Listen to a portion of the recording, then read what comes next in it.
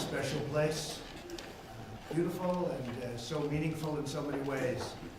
And our country has never done better. You're all doing really well. Every state is doing well. I can say every state in the room today is setting records.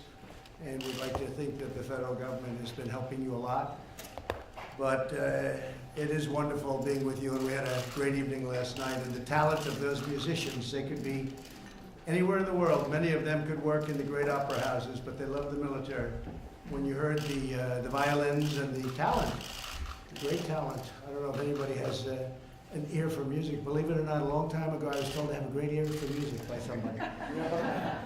Took a test. They said he has a wonderful aptitude for music. I said, I do. But when you listen to that, it's really incredible, the talent. And the great people, they want to be in the military. They don't want to be anywhere else. So it's really, really something. As I said in my State of the Union last week, we're in the midst of a great American comeback with the help of many of the people in this room, and you've done really a fantastic job. I think I can say to just about everybody, I'll say just about just in case someday somebody's going to run or do something that I won't like, and I can have a little bit of an out when I say just about. I said, oh, he was included in the just about.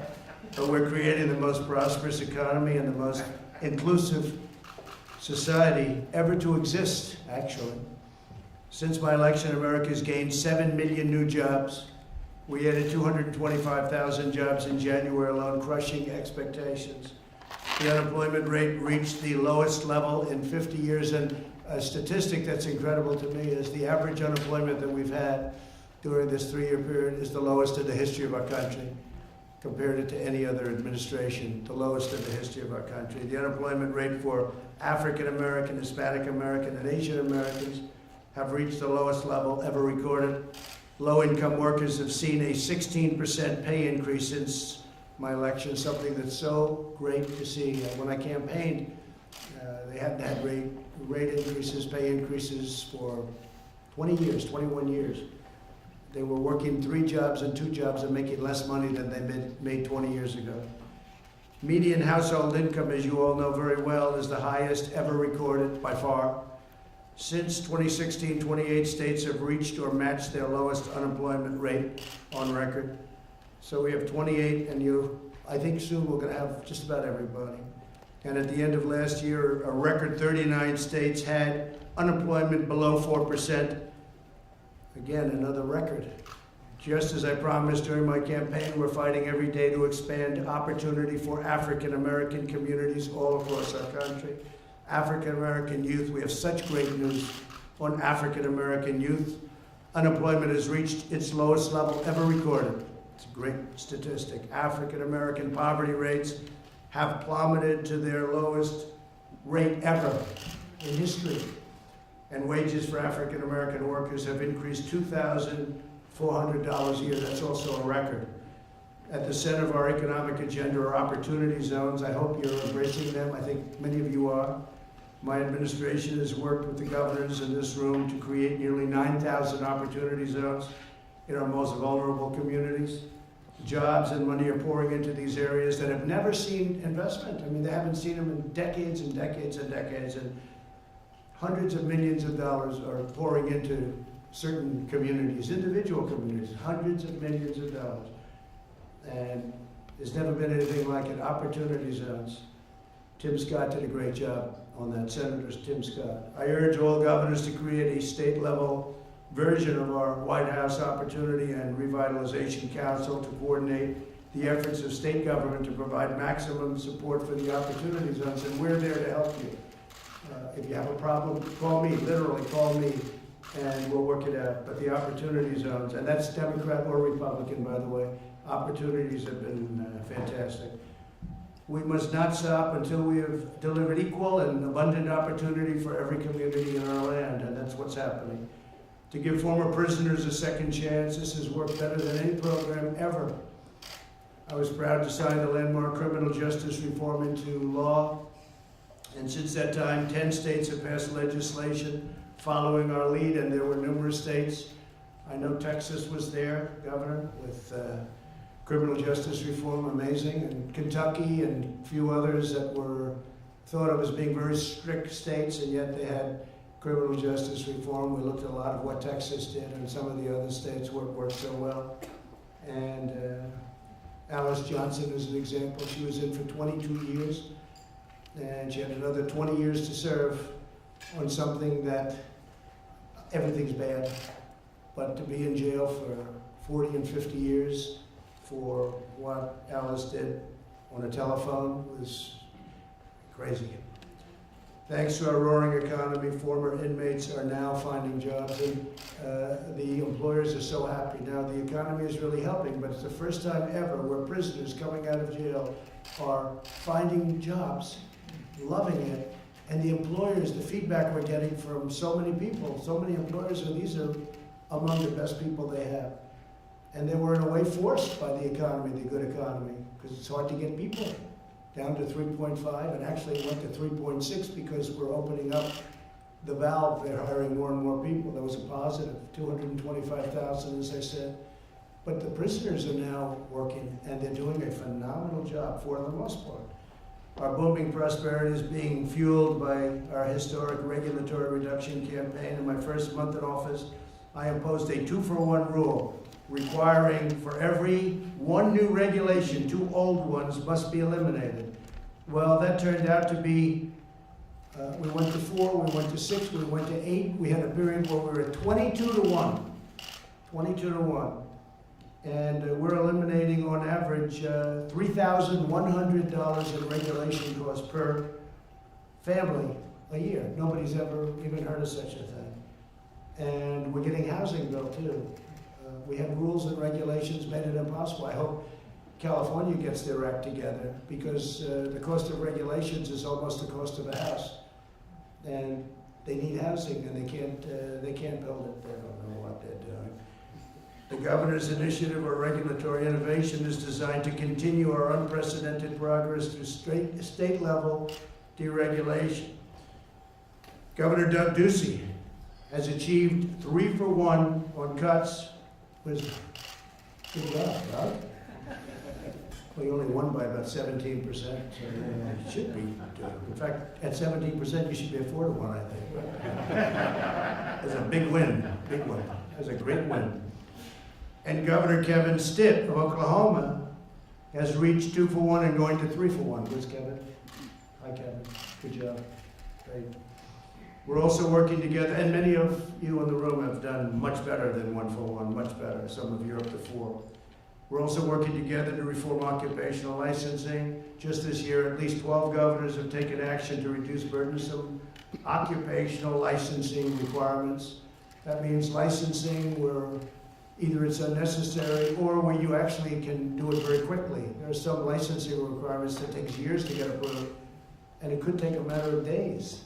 Governors understand the need to get infrastructure projects quickly approved to speed up permitting and reduce traffic congestion. Last month, we issued a proposed new rule to reduce permitting and the permitting time for new infrastructure by more than 70%. Highways that were taking 12 years to get approved, 14, 15, 17, 21 years. We're trying to get it down to 1 year. That means you may get rejected if you have an environmental problem or a safety problem. In many cases, these highways became much more unsafe, and they took a long time because we're trying to get away from certain problems, including nesting. But they try and get away, and then instead of having a straight run, they create curves in the highway, which obviously make it much more dangerous. And they have problems with some of those highways. And they're much more expensive to build. Not only the time, the design, but the time. I mean, by the time they get it approved. So we have highways that would take 21 years. We have roads that took 10 years, 11 years, 12 years to get approved. And Elaine Chow has been fantastic. Elaine, thank you very much for the job you're doing in transportation. We appreciate it very much. And Jeff, you were over there for a long while. I will tell you, I have to give you at least partial credit. Right now you're at a different location. But you really did. You did a great job on that. And so we have it down to 2 years now, but we think we're going to get it down to 1. And very good chance you'll be rejected if it doesn't meet environmental standards and tests. And we are rescuing students from failing government schools by introducing the Education Freedom Scholarships and Opportunity Act. which will replicate the great success of tax credit scholarships available in 18 states. We believe very strongly, or at least many of the people in this room, not all of them, but believe very strongly in school choice. We're also working closely with the states to improve public safety. This includes the incredible work being done by our nation's heroic ICE officers. We've moved thousands of MS-13 out of the country back to where they came from, whether it's Guatemala, Honduras, El Salvador, Mexico. And as you know, we reached agreements with those countries so that we can do that. In the past administration, they wouldn't accept them. They'd come from one of the countries, tough countries, and we would send them back and they wouldn't take them. Not me, they take them now. Now they say, thank you so much for sending. Prescription drug prices went down, first time in 51 years. But to get them really down, we have to do exactly what we're doing. We need the votes of the Democrats, and they just didn't have the time to do anything, so maybe they will now have the time. But we're all ready to go on infrastructure, on reducing drug prices very substantially. We can reduce drug prices unbelievably easily and substantially, but we have to get Democrat votes. Okay? Thank you. Thank you, Governor. Please. Mr. President, you've had a lot of success with trade, USMCA, China, Japan. What's next on your agenda for trade? So Europe has been treating us very badly. European Union was really formed so they could treat us badly, so they've done their job. That was one of the primary reasons. But they treat us badly there. They treat us badly, frankly, on NATO. But NATO, I've gotten, as you know, $130 billion more they will pay, because NATO was going down like a rocket ship. Our past leaders would go over, make a speech, and leave. I went over, made a speech, and said, you got to pay more. Because the United States was paying everything. Essentially, they were paying close to 100%. And I let them know, we have no choice. And they are paying more. They paid $130 billion. I think my biggest fan in the whole world is Secretary General Stoltenberg, head of NATO. He said he can't believe it, because for 20 years it went down. It's like a roller coaster down. None of this just down. They paid less and less and less. And it got more expensive and more expensive with time. But I raised $130 billion my first meeting, and I raised $400 billion second meeting. So now it's in good shape. But, you know, we were taken advantage of by a lot of countries, a lot of allies, frankly. Sometimes allies do a better job on you than the enemy, because the enemies you watch out for, right? So, Pete, I think that the next thing could be Europe, where we talk to them very seriously. And they have to do it, because there's been over the last 10, 12 years, there's been a tremendous deficit with Europe. They have barriers that are incredible. I didn't want to do them while we were doing China, Japan, South Korea. You know, I didn't want to do the whole world at one time. Does that make sense? People have learned that doesn't work out too well, even on trade. So we're going to be starting that. They know that. They know that. They're ready for it. You know, we made a good deal with Japan. We're going to do a bigger, much more comprehensive deal, but we're taking in $40 billion from Japan, which they didn't expect, nobody expected. We've done great on the trade. It's going to have a tremendous impact. Now, the virus that we're talking about having to do, you know, a lot of people think that goes away in April with the heat, as the heat comes in. Typically, that will go away in April. We're in great shape, though. We have 12 cases, 11 cases, and many of them are in good shape now. So, but a very good question. Yes, please, Colorado. Yeah, you mentioned deporting criminal aliens. What about also, what are your ideas for fixing it for the dreamers and the folks who are here that are hardworking and you know, it's really tough out there and they work on our farms and the kids who grew up here, and how do we do that and at the same time you're also kind of enforcing the other side for those who violate our laws? Well, we almost had a deal on that with the Democrats, as you know. It was done. And then we lost a decision and the Democrats said, Trump, who's that? Trump, who's that? But we were very close to having a deal on the Dreamers with the House and with the Senate. It would have been a very good deal for everybody. So we're looking at that, but now we're before the Supreme Court. I think we're going to win, because if we don't win, that gives the President of the United States unbelievable powers. You know, President Obama signed that bill. It was an executive order. And when he signed it, he said, essentially, he said, I don't have the right to do this, but I'm going to do it anywhere. And he was upheld by a judge. And anyway, it'll be before the Supreme Court pretty soon. And at some point, I think we'll probably make a deal on it. I do feel that way. Right? Good question. Question? Yes, please. Gary? How's Mitt Romney? I haven't talked. You keep him. We don't want him. Go ahead. States are used to. Doing a great job in Utah, by the way. Go ahead, Gary. States are used to balancing their budgets. I think by and large, we don't spend more than we take in. And I know you've unveiled your budget today, and I know there's a concern for you is the growing debt. Yeah. I know we've had nonpartisan economists talk to us as governors saying, this is gonna come back to bite us in the future if we don't do something about it. Yeah, I agree. What are we doing? How can we get to a more balanced budget? Certainly reduce the debt as opposed to continue to grow the debt. So we're putting out a plan today that over a period of, not that long a period of time, brings our budget and our deficit down to what it should be, which is close to zero. And I think people are going to be very impressed by it. We're not touching Medicare. We want to keep Medicare. We're not touching Social Security. We're making our country stronger again. We're not decreasing Medicaid. But we're doing a lot of things that are very good, including waste and fraud, tremendous waste and tremendous fraud. So we're doing that in terms of certain programs. And we're taking good care of our military. We're increasing spending on our nuclear program because we have no choice, because of what China's doing, what Russia's doing in particular. And so we have a very big number in for that. Now, at the same time, Russia and China both want to negotiate with us to stop this craziness of spending billions and billions of dollars on nuclear weapons.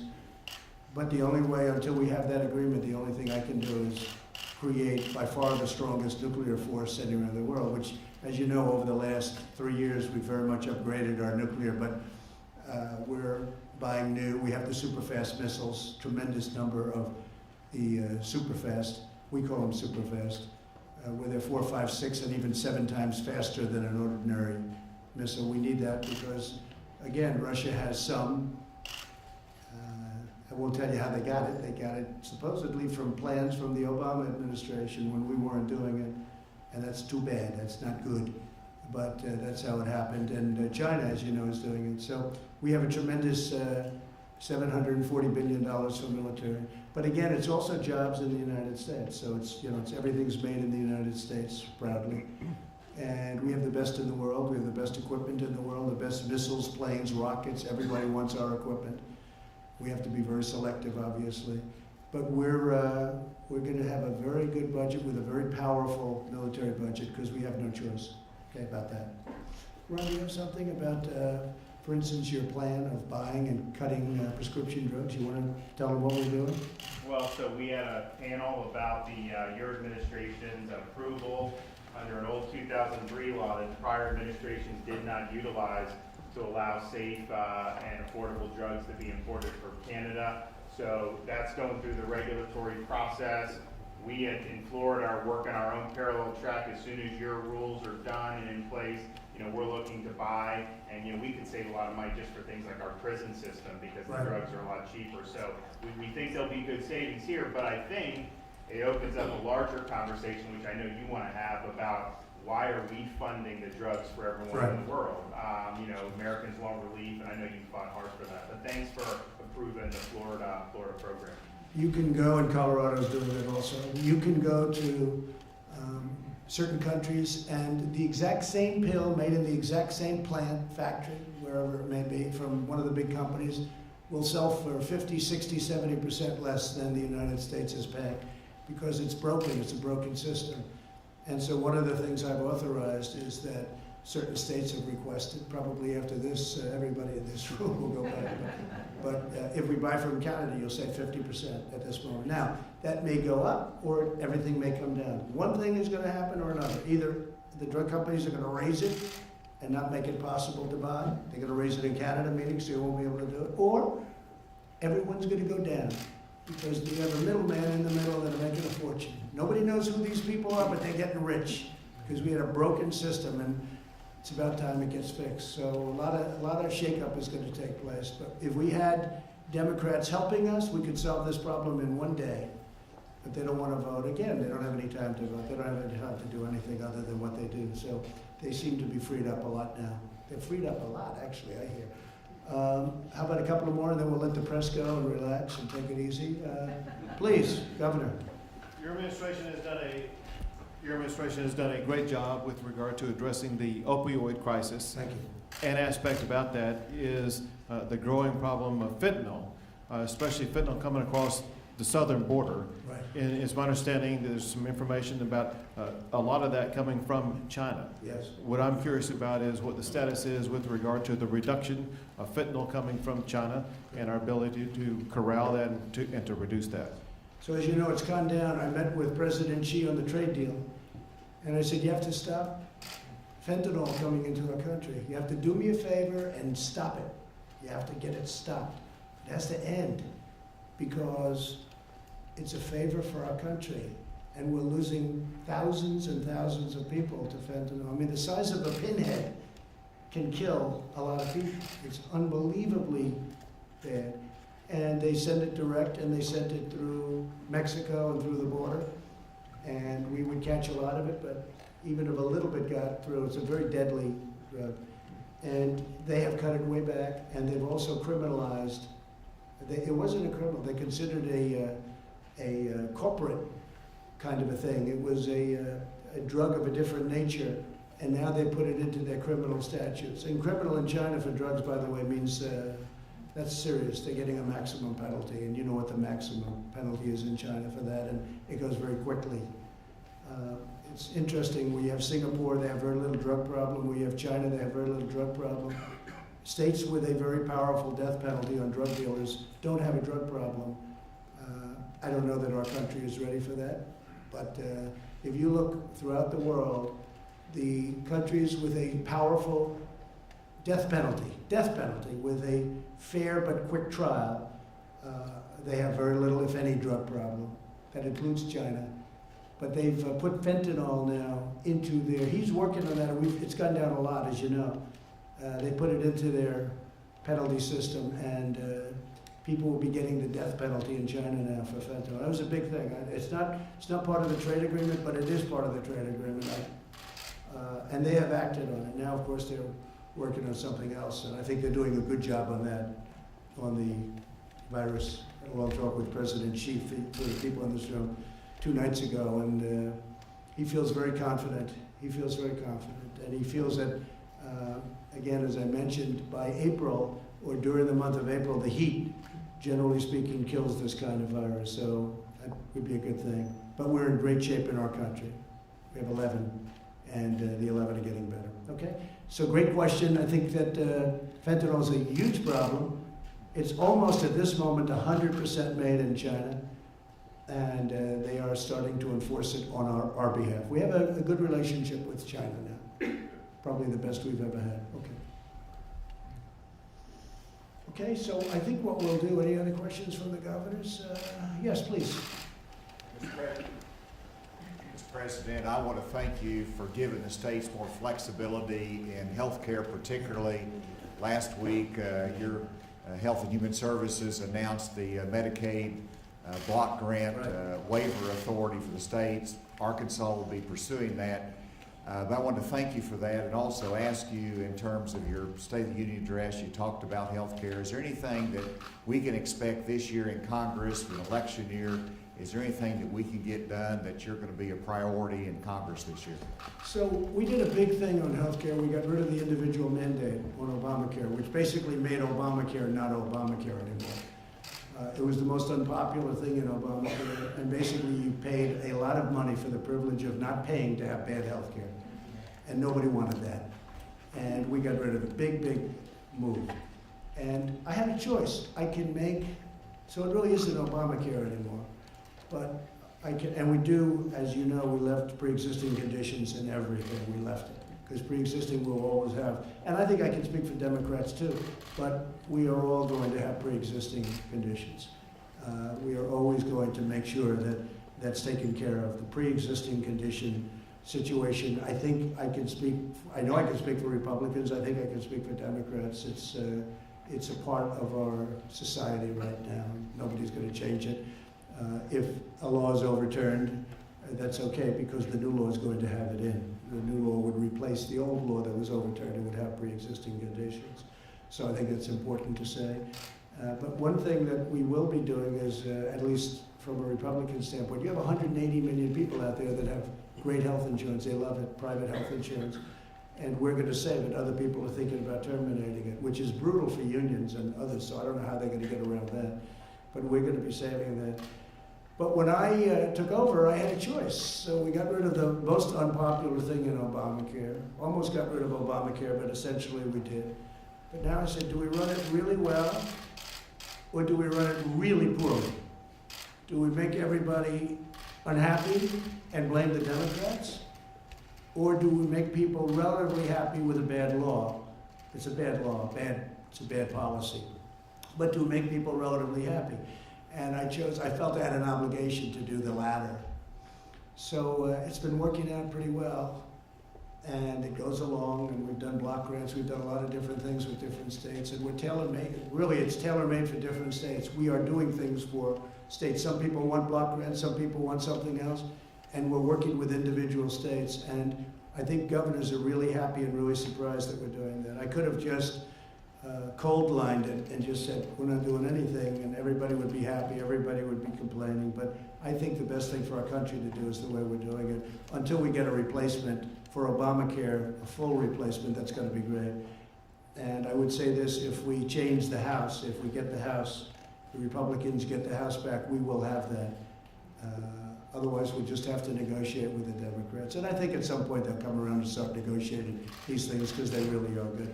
So media, thank you very much. We appreciate it, and we'll have a little more discussion. All right, guys, Thank you come very on, much. quickly. Come on, guys.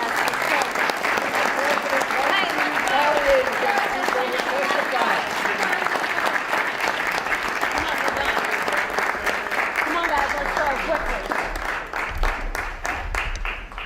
Mr. President, Sir, why did you let's go. retaliate against people who Sir, testified against you? finish.